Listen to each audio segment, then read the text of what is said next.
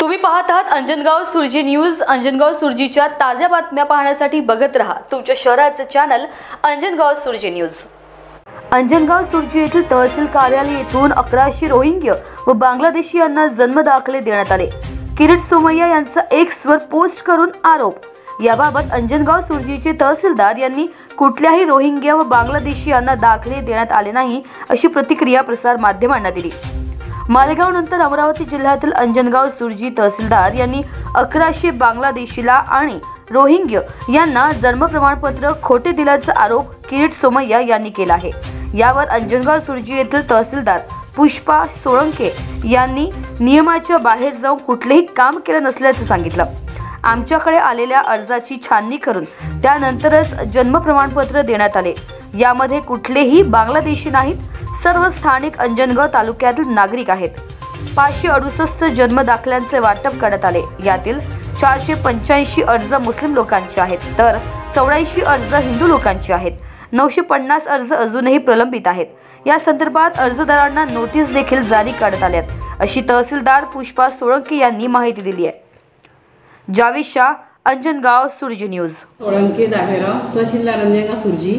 रात्री मला किरीट सोमय्यांचा जेव्हा फोन आला त्यांनी मला असं सांगितलं की मी मालेगावमध्ये जो विषय झालेला आहे त्या मालेगावमध्ये असे बांगलादेशी लोक आढळलेले आहेत, त्याच्यामुळे त्यांना असे आदेश वाटप केलेले आहेत। तर असा प्रकार अंजनगावचा आहे का? म्हटलं असं तर काही झालेलं नाही अंजनगावला, आणि जो त्यांनी 1100 आकडा दाखवलेला आहे हा आकडा चुकीचा आहे। आम्ही कोणतं वाटपच केलेलं नाही आहे। जे लोकांचे आमच्याकडे अर्जदार येत होते त्या अर्जाची आम्ही पूर्ण पडताळणी करून आम्ही स्वतः अर्जदार उपस्थित करत होतो।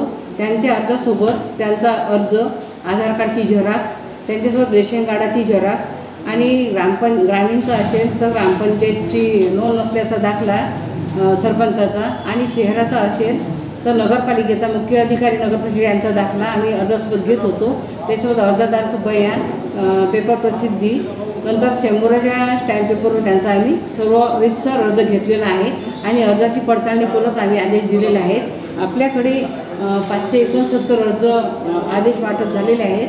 त्यापैकी 484 जवळपास अर्ज मुस्लिम लोक, 485 अर्ज हे मुस्लिम लोकांचे आहेत आणि 84 अर्ज जे आहेत हे हिंदूचे आहेत। असे एकूण 569च आपण आदेश वाटप केलेला आहे आणि जवळपास 950 1000च्या जवळपास अर्ज माझ्याकडे पेंडिंग आहेत।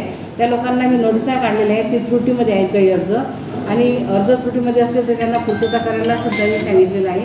असं कोणत्याही चुकीचं किंवा गैरप्रकार केलेला नाही आहे। जे काम आम्ही केलेलं आहे ते रीतसर आदेशाप्रमाणेच केलेलं आहे आणि याच्यामध्ये कोणतीही आमची चूक झालेली नाही किंवा आम्ही गैरप्रकारांनी आदेश वाटप केलेला नाही आहे। मी जे काम केलेलं आहे ते योग्य आहे। कामाचं म्हणजे खात्री करून आम्ही आदेश दिलेले आहेत। यामध्ये जे त्यांनी हे केलं आहे की बांगलादेशी रोहिंग्या, नाही, बांगलादेशीचा इथं काही संबंध नाही आहे। अर्जदार हे अंजनगाव तालुक्यातले रहिवासी आहेत। अंजनगाव तालुक्यातले अर्जदार माझ्याकडे आले तर मी कागदपत्रांची पूर्तता करून त्यांना दिलेले आहेत। ते संबंधित अर्जदार आहेत। बांगलादेशीचा याच्याशी काही संबंध नाही आहे। आपण यापुढे कोणती चौकशी करणार आहे या प्रकरणामध्ये? माझ्याकडे आता तुम्ही असं सांगितलं तर माझ्याकडे जे अर्ज आलेले आहेत, सीओकडून जे प्रमाणपत्र आले, BDOकडून जे, शाळेकडून जे TC आलेले आहेत, मी त्या लोकांच्या मूळ दिशासुद्धा बघितलेल्या आहेत। मूळ TCवरून त्यांचे झेरॉक्स देतात, ते झेरॉक्सवर त्यांची मी सह्या घेतलेल्या काही लोकांच्या, आणि मूळ TCप्रमाणे मी त्यांना आधार कार्ड आणि मूळ TC चेक करून सुनावण्या घेऊन त्यांना आम्ही आदेश इश्यू केलेले आहेत।